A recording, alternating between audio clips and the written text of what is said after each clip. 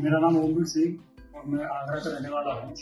और ये पेशेंट है, मेरा भाई है ध्रुव कुमार।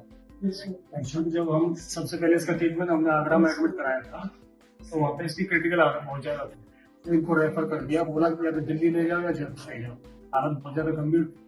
तो मैं लास्ट में बॉम्बे हॉस्पिटल में 11 तारीख को सुबह 6 बजे अपने पेशेंट भाई ध्रुव कुमार को लेके और एडमिट कराया। एडमिट कराने के बाद सबसे पहले क्रिटिकल डॉक्टर साहब हैं इन्होंने इनको अटेंड किया और प्राथमिक उपचार दिया, जिसके बाद इन्होंने आईसीयू में शिफ्ट की। हालत बहुत ज्यादा गंभीर थी। फिर इन्होंने अपना ट्रीटमेंट शुरू किया, अपना सीटी किया, उसके बाद अपना एक्स्ट्रा वगैरह सब कुछ ओवरऑल देखे तो इसका ट्रीटमेंट शुरू कर दिया। तो हम वेट करते रहे 4 दिन 6 दिन। इसको आते ही वेंटिलेटर पर रखा, और वेंटिलेटर लगभग 10 से 12 दिन वेंटिलेटर पे रहे और ये बेहोश ही था। होश तो इसको समथिंग 10 दिन के बाद आया है। काफी रिपोर्ट थी जो 11 तारीख से इम्प्रूवमेंट ही चली जाएगी। नमस्ते, हम यहाँ पर एक विनोद पेशेंट है जो हमारे यहाँ एडमिट हुआ था, जो एक्सीडेंट करके जिसके चारों हाथ पैरों में चोट थी और जिसके किडनी में इंजरी थी और पेशाब नहीं आ रहा था और सर पे भी चोट लगी हुई थी। जब यशपाल सर ने, जो हमारे प्राइमरी न्यूरोसर्जन हैं, उन्होंने देखा तो उस पेशेंट को इमरजेंसी के द्वारा प्राइमरी ट्रीटमेंट करा के उसको आईसीयू शिफ्ट किया गया। आईसीयू में मल्टीपैरा मॉनिटर्स के साथ और पेशेंट को सारी दवाइयाँ, जो भी बीपी ऊपर करने की, फ्लूइड देने की, ये जो भी किडनी के लिए रिक्वायरमेंट होती है, वो सब किया गया।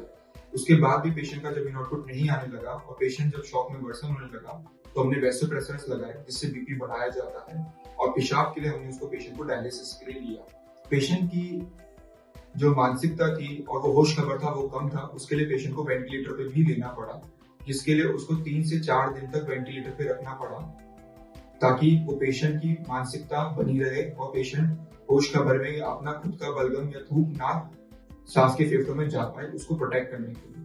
जब पेशेंट के 3 से 4 सेशन डायलिसिस के हुए और किडनी खुल गई, उसके बाद पेशेंट के जो मांसपेशियों की इंजरी थी वो भी ठीक होने लग गई।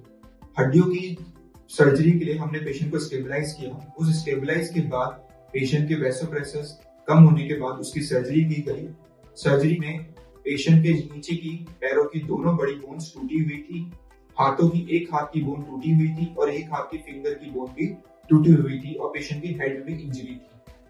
उसके बाद सर्जरी करने के बाद भी पेशेंट उठ नहीं रहा था, तो हमने पेशेंट की एमआरआई कराया। उसमें थोड़े बहुत पेशेंट के एमआरआई में भी ब्रेन में चेंजेस है, जिसको डिफ्यूज एक्यूनल इंजरी कहते हैं, जो ग्रेड 3 ग्रेड 4 था।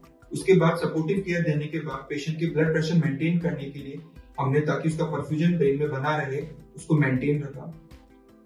16 दिन की मशक्कत के बाद पेशेंट एक्सटुबेट कर दिया गया। अब पेशेंट को हम डिस्चार्ज कर रहे हैं।